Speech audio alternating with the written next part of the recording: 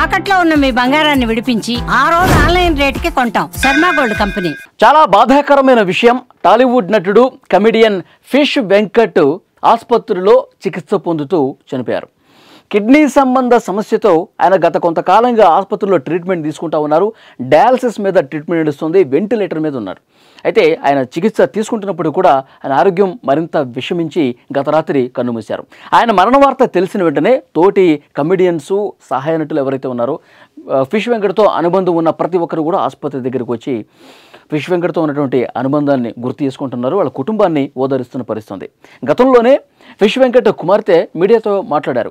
2 కిడ్నీలు పాడైపోయినాయి, ఏదైనా ఆర్థిక సహాయం చేస్తే, దాతలు ఎవరైనా ముందుకు వచ్చి ఆర్థిక సహాయం చేస్తే ఫిష్ వెంకట్ మనకు దక్కుతారు, ప్లీజ్ ఎవరైనా సహకరించండి అని చెప్పి వేడుకున్న పరిస్థితి కూడా ఉంది. సినిమా ఇండస్ట్రీలో వాళ్ళు కావచ్చు, తర్వాత పొలిటీషియన్స్ కావచ్చు, ఇతర వ్యక్తులు ఎవరైనా సరే ముందుకు వచ్చి ప్లీజ్ సాయం చేయండి, దాతలు ఎవరైనా ఫిష్ వెంకట్ని బతికించుకుందాం అని చెప్పి గబ్బర్ సింగ్ బ్యాచ్ ఉన్నారు. ఫిష్ వెంకట్ ఫ్రెండ్స్, గబ్బర్ సింగ్ సినిమాలో తోటి కమెడియన్స్ ఎవరైతే ఉన్నారో వాళ్ళందరూ కూడా చాలా ట్రై చేశారు, చాలామందిని అడిగారు. కొంతమంది సాయం చేసినప్పటికి కూడా అది సరిపోలేదు. కిడ్నీలు పూర్తిగా మార్పిడి చేసి చికిత్స అందించాలంటే కొంచెం పెద్ద మొత్తం అవుతుంది కాబట్టి అంతవరకు ఆర్థికంగా భరోసా లభించలేదు. ఇక వెంటిలేటర్ మీద చికిత్స పొందుతూనే ఆయన చనిపోయినటువంటి పరిస్థితి ఉంది. చాలా బాధాకరమైన విషయం. ఎందుకంటే ఎన్నో గొప్ప పాత్రల్లో ఆయన నటించాడు. ఎందుకంటే కామెడీలో ఒక ట్రెండ్ క్రియేట్ చేశాడనమాట. సో తెలంగాణ యాసతో కామెడీని పండించి కడుపుబ్బ నవ్వించినటువంటి పాత్రలు అనేకం ఉన్నాయి ఫిష్ వెంకట్. ముఖ్యంగా ఆయన 1989లో ఇటీవల చనిపోయినటువంటి జూబ్లీహిల్స్ ఎమ్మెల్యేగా పనిచేసిన మాగంటి గోపీనాథ్ గారు వేరే ఫ్రెండ్ ద్వారా ఫిష్ వెంకట్కి పరిచయం. అట్లా పరిచయం అయిన తర్వాత గోపీనాథ్ గారి దగ్గరికి వెళ్ళి ఒక అవకాశం ఇవ్వండి సినిమాకి సంబంధించి, ఎందుకంటే అప్పుడు ఆయన జంతర్ మంతర్ అని చెప్పి ఒక సినిమా చేస్తామన్నారు గోపీనాథ్ గారు. ఆయన దగ్గరికి వెళ్ళారు.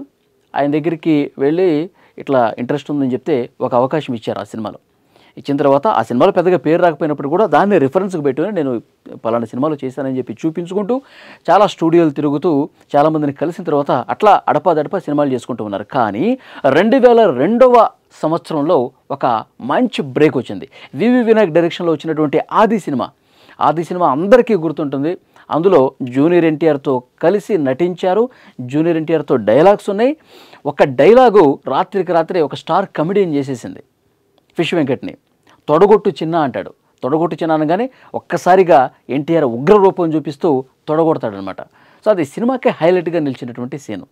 ఆ సినిమాలో ఆ సినిమా చేస్తున్నప్పుడే వివి వినాయక్ గారు చెప్తా ఉండేవాళ్ళు, ఈ సినిమాతో నీకు మంచి బ్రేక్ వస్తుంది, నీకు మంచి లైఫ్ ఉంటుంది, నీకు ఇంకా సినిమా ఇండస్ట్రీలో నువ్వు వెనక్కి తిరిగి చూసుకోవాల్సినటువంటి అవసరం లేదు, అలా ఈ పాత్రలు వస్తానే ఉంటాయి నువ్వు సినిమా ఇండస్ట్రీలో, సో కెరీర్ని బాగా మలుచుకో అని చెప్పి అప్పుడే చెప్పారన్నమాట. చాలా సందర్భాల్లో ఇంటర్వ్యూలో కూడా ఫిష్ వెంకట్ చెప్పారు, నాకు గాడ్ ఫాదర్ లాంటి వ్యక్తి వివి వినాయక్, ఆయన నాకు ఎన్నో సినిమాలు ఇచ్చి ప్రోత్సహించారు, ఇప్పటికీ వివి వినాయక్కి నేను రుణపడి ఉంటానని కూడా ఇంటర్వ్యూలో చెప్పిన పరిస్థితుంది.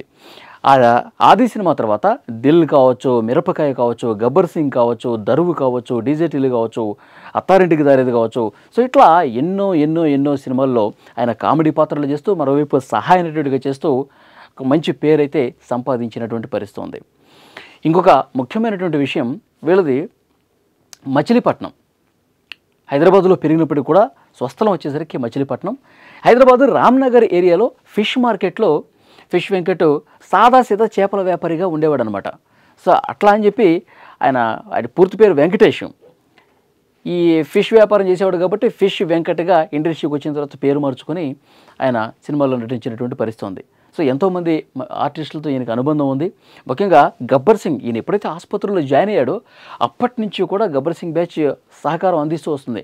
ఎవరైనా దాతలు వస్తారేమో, ఎవరైనా ఫిష్ వెంకట్ పూర్తిగా మళ్ళీ ఆరోగ్యం కుదుటపడి ఆసుపత్రి నుంచి ఇంటికి డిశ్చార్జ్ అయ్యే అవకాశం ఉంటుందని చెప్పి చాలా ట్రై చేశారు. కానీ అంతగా మరి అంత పెద్ద మొత్తంలో దాతలు ఎవరూ ముందుకు రాని పరిస్థితి ఉంది. వెంటిలేటర్ మీద చికిత్స పొందుతూ, ఎందుకంటే రోజుకి ఆరోగ్యం కూడా క్షీణిస్తూ వస్తుంది.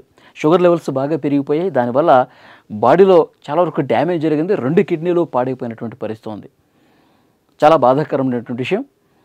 ఫిష్ వెంకట్తో ఉన్నటువంటి జ్ఞాపకాలను వాళ్ళందరూ కూడా నెమరు వేసుకుంటూ ఉన్నారు. ఈయన ఆసుపత్రిలో ఉన్నప్పుడు చాలామంది వచ్చారు, ఆర్టిస్టులు వచ్చారు, చాలామంది పొలిటీషియన్స్ వచ్చారు, ఎంతో కొంత సాయం చేసి వెళ్ళారు. ప్రభుత్వం కూడా, తెలంగాణ ప్రభుత్వం నుంచి మంత్రి కూడా వచ్చారు, మాట్లాడారు. పరిస్థితి అక్కడ వైద్యులకి తెలుసుకున్నారు, వైద్య సాయం చేయండి అని చెప్పారు.